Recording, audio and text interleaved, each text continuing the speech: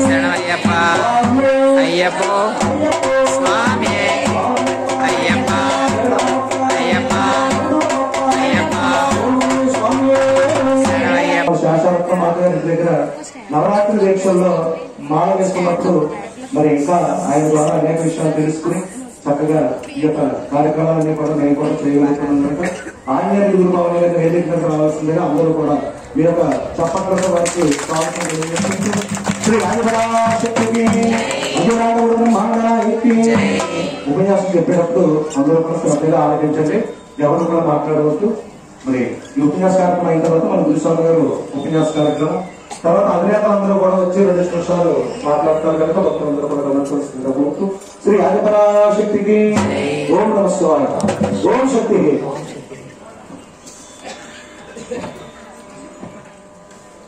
శ్రీ ఆదిపరాశక్తికి ఓం శక్తికి. నాకు 15 నిమిషాలు టైం ఇచ్చారమ్మా. ఇప్పుడు కరెక్ట్ గా 9 అయింది. కరెక్ట్ గా 15 నిమిషాలు చూసుకోండి, నేను క్లోజ్ చేస్తాను. ముందుగా నారాయణ సమారంభం శంకరాచార్య మధ్యమం అస్మదాచార్య పర్యంతం వందేహం గురు పరంపరాం. హిందూ సనాతన ధర్మంలో ఎందరో గురువులమ్మ. అందులో మన గురుదేవులైనటువంటి శ్రీ శ్రీ శ్రీనాథ్ గురూజీ గారి కార్యక్రమాలకు నమస్కరిస్తూ తల్లి జగన్మాత బిందు త్రికోణ వశుకోణ దశారయుగ్మ మన్మస్రదల సంయుత షోడశారం కృత త్రిభుపరయుతం పరిత చతుద్వారా శ్రీచక్రమే ఉదితం పరదేవతాయః స్వాం గౌరీ త్రిపురాం పరాత్పరకళాం శ్రీచక్ర సంచారిణి. నా హృదయ నివాసి మనందరి తల్లి జగన్మాత కరచరణములకు నమస్కరిస్తూ ముందుగా పలుమూరు సత్సంగం 20 సంవత్సరాలు పూర్తయి అయిందండి. 29 పూర్తయి 30 అడుగు పెడుతుంది. ముందుగా ఈ సత్సంగాన్ని ఓంకారం చేసినటువంటి వేదరాజు నామసాయి గారు అప్పట్లో, అలాగే సరస్వతి మాత గారు బృందం ఉండేవారు. ఇంతటి ఆనందాన్ని తీసుకొచ్చినటువంటి వారికి ధన్యవాదాలు తెలియజేసుకుంటూ, అలాగే రెండవదిగా ఈ పలుమూరు సత్సంగానికి ఎంత బదులు తెచ్చినటువంటి మన ఎర్రామరెడ్డి గారు, అలాగే గురుమాత విజయలక్ష్మి గారు, పేరు పేరున వాళ్ళ బృందం, వాళ్ళందరికీ కూడా అనేకమైనటువంటి ధన్యవాదాలు తెలియజేస్తున్నానమ్మా. ఎందుకంటే అమ్మా, పలుమూరు సత్సంగం అంటే అన్నిటిలోనూ ప్రత్యేకమే. ఇది ఒక వ్యక్తి చేసేటువంటిది కాదు. వీరరామరెడ్డి గారు ఎంత అనేక మంది ఉన్నారు కాబట్టి వాళ్ళ పేర్లు నాకు తెలియదు కాబట్టి పేరు పేరున అనేకమైన ధన్యవాదాలు తెలియజేస్తున్నాను. ముందుగా ఇలాంటి సత్సంగాలు మనకి ఇచ్చినటువంటి శ్రీనాథ్ గురూజీ గారి కరచరణములకు మరొకసారి నమస్కారం చేస్తూ, సత్సంగ సభ్యులు, సత్సంగానికి వచ్చేవాళ్ళు ఎంతమంది ఉన్నారు ఒకసారి చేయొద్దండి అమ్మా. శనివారం సత్సంగానికి వచ్చేవాళ్ళు ఎంతమంది ఉన్నారు? అప్పుడప్పుడు వచ్చేవాళ్ళు ఎంతమంది ఉన్నారమ్మా? చేయొద్దండి. అప్పుడప్పుడు మనకి వీలు కుదరక వచ్చిన వాళ్ళు 4 భాగాలు చేస్తే 1 భాగం మంది సత్సంగానికి వస్తున్నారు. ఈ రోజున 3 భాగాల మంది చూడడానికి వచ్చారు అమ్మ యొక్క కార్యక్రమాన్ని. సంతోషం. సత్సంగ సభ్యులంటే సామాన్యులు కాదమ్మా, బాగా గుర్తుపెట్టుకోండి. మీరు సత్సంగ సభ్యులుగా ఉన్నారు అంటే సత్సంగ సభ్యులు కాని వాళ్ళు వేరు, సత్సంగ సభ్యులు వేరు. అందుకే ఈ రోజు మీరు సత్సంగ సభ్యులుగా ఉన్నారంటే మీరు సామాన్యమైనటువంటి వాళ్ళు కాదు. ఎందుకని రమణుల వారు ఒక మాట చెప్తున్నారు. మన ముందు జన్మలో నాటమ్మా అనేకమైనటువంటి దేవాలయాలు తిరిగి, అనేకమైనటువంటి తీర్థయాత్రలు చేసి, అనేకమైనటువంటి యజ్ఞయాగాలు చేసి మరణించిన తర్వాత భగవంతుడు మళ్ళా జన్మలో ఒక సత్సంగాన్ని, ఒక గురువుని మనకిస్తాడు. మరి సత్సంగం ఎంత గొప్పదమ్మా అందుకే అందరూ రాలేరు. ఆ పూర్వజన్మ సుకృతం ఉన్న వాళ్ళు మాత్రమే రాగలరు. అంటే పూర్వజన్మలో మీరు కూడా ఖచ్చితంగా భగవద్భక్తులే. మరి ఎందుకు సత్సంగం వచ్చింది అంటే అమ్మా, అమ్మవారికి కానీ మనం నమ్మినటువంటి భగవంతుడికి కానీ, ఇప్పుడు శంకర్లు ఒక మాట అన్నారు, సత్సంగత్వే నిస్సంగత్వం, నిస్సంగత్వే నిర్మోహత్వం, నిర్మోహత్వం నిశ్చలతత్వం, నిశ్చలతత్వే జీవన్ముక్తి. ఈ అన్నిటికి వివరణ చెప్పేంత టైం లేదు కానీ జీవన్ముక్తి. అమ్మ మనం మళ్ళా పుట్టాలనుకుంటామా, ఇదే కడజన్మ చేసుకోవాలనుకుంటామా? ఏది పెట్టలేదు చెప్పండి అమ్మా, ఏది పెట్టమ్మా? దేవుడి దగ్గరికి వెళ్ళి అమ్మ నేను మళ్ళా పుట్టాలని ఎవరన్నా కోరుకుంటారా? అలా కోరుకోకండి అమ్మ. జన్మించేవంటే అన్ని బాధలే. మగవాళ్ళైతే లైన్లకి వెళ్ళాలి, ఉద్యోగాలు చేయాలి, కుటుంబాన్ని పోషించినాక ధనం సంపాదించాలి. అదే ఆడవాళ్ళైతే ఇంకా యాత్ర, ఉదయం లేగాలి, ఇల్లు శుభ్రం చేసుకోవాలి, టిఫిన్ వండి పెట్టాలి, 12 అయితే భోజనాలు వండి పెట్టాలి, మధ్యాహ్నం 3 అయితే కాఫీలు పెట్టాలి, మళ్ళా సాయంత్రం అయితే మళ్ళా భోజనం వండి పెట్టాలి, కూతురు చక్కర పెట్టాలి, కొడుకును చక్కర పెట్టాలి. అల్లుడు మంచోడైతే గొడవ లేదు, అల్లుడు కానీ దరిద్రుడైనా వ్యసనపరుడైతే ఏట్రా బాబు నా కూతురి జీవితం ఇలాగైపోయిందని బాధ. అందుకే ఇది కడజన్మ చేసుకోవటం మంచిదా, మళ్ళా పుట్టాలనుకోవటం మంచిదా? ఏది మంచిదమ్మా? అందుకనే అమ్మవారు ముందు జన్మలో మీరు చేసినటువంటి భక్తికి మెచ్చి జీవన్ముక్తి, ఈ జీవితాన్ని నుంచి నా బిడ్డనికి విముక్తిని చేద్దామని ఒక సత్సంగంని, ఇలాంటి గురువుల్ని పరిచయం చేస్తుంది. అందుకే సత్సంగం ఎంత గొప్పవాళ్ళు అమ్మ, ఇప్పుడు ఎంత గొప్పవాళ్ళు తప్పలు కొట్టమన్నా సత్సంగానికి ఎంత గొప్పవాళ్ళు చూడండి సత్సంగ సభ్యులు. అందుకే సత్సంగం అంటే సామాన్యమైనటువంటిది కాదు తల్లులారా. రండి సత్సంగానికి. ఒక్కసారి మీరు సత్సంగ సభ్యుగా మారితే జీవన్ముక్తి. అమ్మవారు చాలా వరకు కడజన్మ చేస్తారు. ఎందుకంటే మనం జీవన్ముక్తిని పొందాలంటే అమ్మా ఎన్నో పుణ్యాలు చేయాలి, ఎన్నో యజ్ఞాలు చేయాలి, ఎన్నో యాగాలు చేయాలి.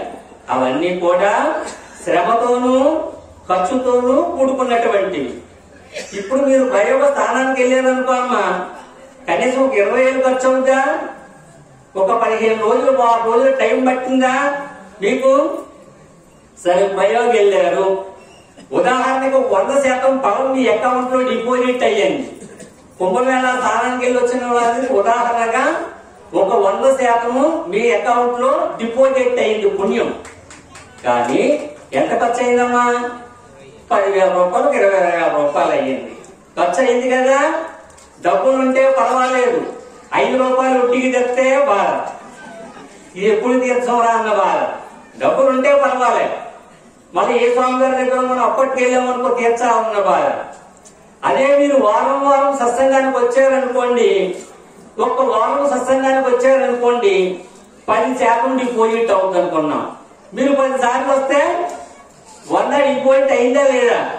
మరి మీరు ప్రయోగాలు పుణ్యం ఒకటే, ఈ సత్సంగానికి వచ్చిన పుణ్యం ఒకటే. రెండింటికి తేడా ఏంటి? రెండింటికి తేడా ఏంటి? అక్కడ డబ్బు శ్రమ కూడుకున్నటువంటిది.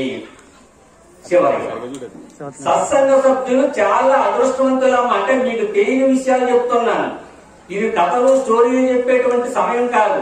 నిజానికి ఇంత సమయం మాట్లాడకూడదు, ఒక 15 నిమిషాలు ఇచ్చారు కాబట్టి సత్సంగంలో ఉన్న గొప్పతనం చెప్తున్నాను. సత్సంగ సభ్యులు ఎంత గొప్పవాళ్ళో ఒక్కసారి చూడండి. ఇప్పుడు ఆది శంకరాచార్య గారు ఒక మాట అంటారు తల్లులారా, వివేక చూడామణిలో ఏమంటారు చెప్పండి? దుర్లభం త్రయమేవ కర్తు దైవానుగ్రహేతుకం మనుష్యత్వం ముముక్షత్వం మహాపురుష సంశయ. అమ్మ మానవ జన్మ ఎత్తిన తర్వాత ఆది శంకరాచార్య గారు వివేక చూడమణిలో చెప్తున్నారు, ఈ మూడు దుర్లభమాట. సత్సంగ సభ్యులు అదృష్టవంతులు అని చెప్తున్నాను. ఎందుకో చూడండి. ఏమిటి మనుష్యత్వము అంటే?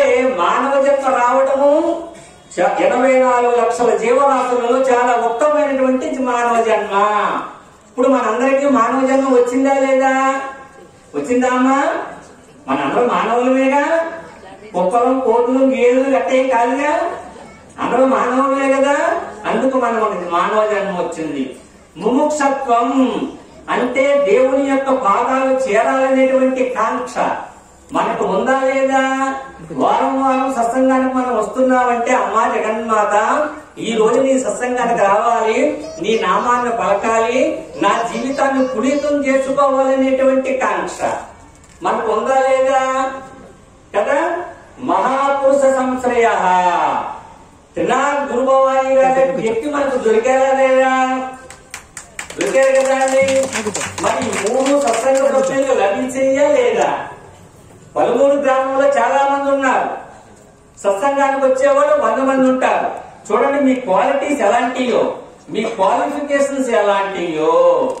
చివరిగా సత్సంగ సభ్యుల్ని ఎవరన్నా చూస్తే అమ్మా వాళ్ళకు పుణ్యం ఎందుకు వస్తుంది? లాస్ట్ ఇదే లాస్ట్ అంటే సాధూనాం దర్శనం పుణ్యం, స్పర్శనం పాపనాశనం, వందనం మోక్షదాయకం, సంభాషణం కోటి తీర్థమయం అన్ని పక్కన పెట్టారు రాము.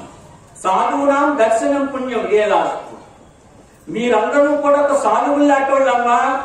ఒక మహనీయుని గాని, ఒక సాధత్వాన్ని గాని, ఇలాంటి వాళ్ళని గురువుల్ని దర్శిస్తే అటమ్మా మహాపుణ్యము.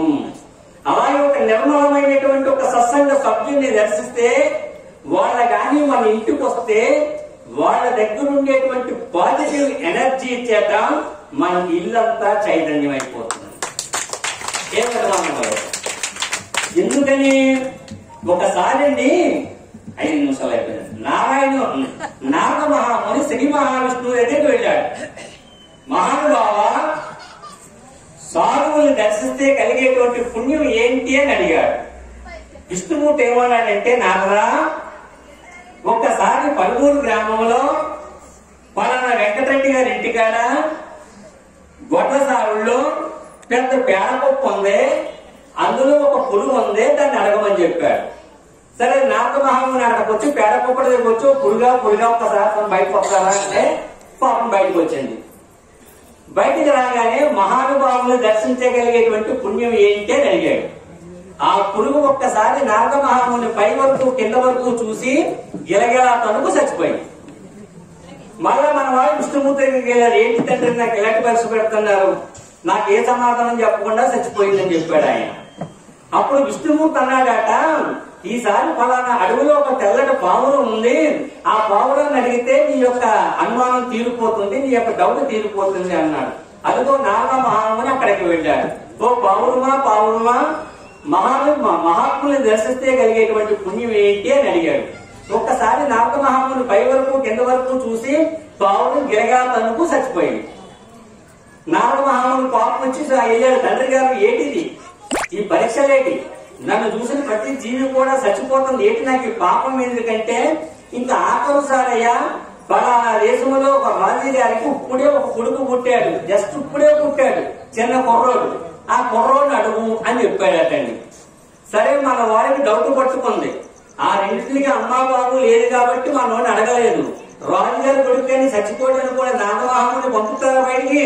మన వాడికి అనుమానం వచ్చింది, ఎల్లాలా మానాలా. విష్ణుమూర్తికి ఈ విషయాన్ని గ్రహించి నారదా సంశయించకు, నీ అనుమానం ఎక్కడో తీరిపోతుంది అన్నాడు. అదిగో నారద మహాముని ఆ రాజుగారు బిడ్డ అప్పుడే పుట్టినటువంటి బిడ్డ దగ్గరికి వచ్చి ఒక్కసారి అలా చూసి, నాయన మహాత్ముల్ని దర్శిస్తే కలిగేటువంటి పుణ్యం ఏంటి అని అడిగి పరుగులు అర్పించుకున్నాడు. ఎందుకని? వాడు కానీ 2 ఆటలాగా చస్తే రాజుగారు బంధించేస్తారని భయం అన్నమాట. వెంటనే ఆ కుర్రవాడు మహానుభావ మీరు పారిపోకుండా ఒక్కసారి తండ్రిని కేకేశారు. చూసారా? ఒక దేవతా రూపం ధరించి మహానుభావ ఆనాడు పురుగుని నేనే, పావురాన్ని నేనే, ఈ కుర్రవాణ్ణి నేనే. నేను ఒక పాపము చేత 3 జన్మలు ఎత్తవలసి వచ్చింది. అదిగో మీలాంటి మహానుభావుల్ని దర్శించడం వల్ల నా 3 జన్మలు పరిసమాప్తమయ్యాయి అని చెప్పారు. అంటే చూసారా అని చెప్పేసి తను అంతర్ధానం అయిపోతాడన్నమాట. అందుకే నారదా ప్రతి క్షణము కూడా నారాయణ నారాయణ నారాయణ స్మరించేటువంటి నీకన్నా సాధు పురుషుడు ఎవడుంటారయ్యా, ఇది చెప్పడం కోసమే నేను చెప్పాను. అతను నా భక్తుడు. ఎందుకు చూసారు సార్, 3 శాపగ్రస్తం వల్ల 3 జన్మలు ఎత్తవలసి వస్తే నీ వల్ల అతి తక్కువ టైంలోనే బయటకు వచ్చేశారు. అందుకే ఇక్కడ సత్సంగ సభ్యులు చివరిగా మీరు మహాత్ములని ఎందుకు అంటున్నానంటే అమ్మా, ఎవ్వరికి లేనటువంటిది ఒక సత్సంగ సభ్యులకే ఉంది. మనము చూడండి, అమ్మవారు శంకరులు ఒక మాట అంటారు, భవానీ భవానీ భవానీ త్రివారే న శోకం న మోహం న దుఃఖం న భీతి అంటుంది. ఎవరైతే అమ్మవారిని భవానీ భవానీ భవానీ పిలుస్తారో అంటారో వాళ్ళకి దుఃఖం ఉండదాటండి. అందుకే మరి మన సత్సంగ సభ్యులు మామూలు వాళ్ళు కనపడ్డారనుకోండి, ఏ సుబ్బక్క ఏం చేస్తున్నావు అంటారు. అదే మన సత్సంగైతే జై భవాని జై భవాని. మరి ఎవరు గొప్పవాడు, ఎవరు గొప్పవాడు అమ్మా? అందుకనే సత్సంగ సభ్యులంటే సామాన్యమైనటువంటి వాళ్ళు కాదు అని మీకు తెలియజేస్తూ, మీకు తెలియకుండా మీలో ఇన్ని క్వాలిటీస్ ఉన్నాయని మహానుభావులు తెలియజేస్తున్నారని మీ అందరికీ తెలియజేస్తూ ఈ రోజు ఈ కార్యక్రమానికి వచ్చిన మీ అందరినీ కూడా అన్నమాట ఎళ్ళ వెలవ ఆరోగ్య ఐశ్వర్యాలు ఇవ్వాలని చెప్పి సదా అమ్మవారిని కోరుకుంటున్నాను. ఈ అవకాశం ఇచ్చినటువంటి పలువురు సత్సంగం వచ్చిన మరొక్కసారి ధన్యవాదాలు తెలియజేసుకుంటున్నాను. ఓం శక్తి. కరెక్ట్గా భావించుకోండి. అలాగే తల్లులారా, ఒకే ఒక్క నిమిషం, నేను మాట్లాడే మాటలు ఇలా మాట్లాడాలంటే కాదు. ఇప్పుడు నేను ఇలాంటి ఆండ్రాయిడ్ మొబైల్స్ ఎవరి దగ్గర ఉంటే యూట్యూబ్ లోకి వెళ్ళండి, అక్కడ ఒక మైక్ ఉంటుంది. ఆ మైక్ దగ్గర ఓం శక్తి సత్సంగము అని అనండి, నా ఫోటో వస్తుంది, సబ్స్క్రైబ్ చేసుకోండి. ఇప్పటికి 88 వీడియోలు అప్లోడ్ చేశారు. ప్రతి వారం ఈ సత్సంగంలో నేను ఉపన్యాసం చెప్పినట్లుగా ఉంటుంది. 100 నుంచి 300 మంది ప్రతి వారం కూడా వీడియోలు చూస్తున్నారు. ఎన్నో విషయాలు మరి ఇక్కడ మాట్లాడలేము, అలాగే ప్రతి వారం రాలేదు. కాబట్టి ప్రతి ఒక్కళ్ళు కూడా ఇలాంటి ఆండ్రాయిడ్ మొబైల్స్ ఉంటే మరొకసారి ఓం శక్తి సత్సంగం అనపర్తని కొట్టండి, అంటే నా ఫోటో వస్తుంది, సబ్స్క్రైబ్ చేయండి. 88 వీడియోలు అమ్మవారి మీద, తత్వం మీద మీకోసం అనేక విషయాలు తెలియజేయడం జరుగుతుంది. ఓం శక్తి. సర్వం శ్రీ గణపతి.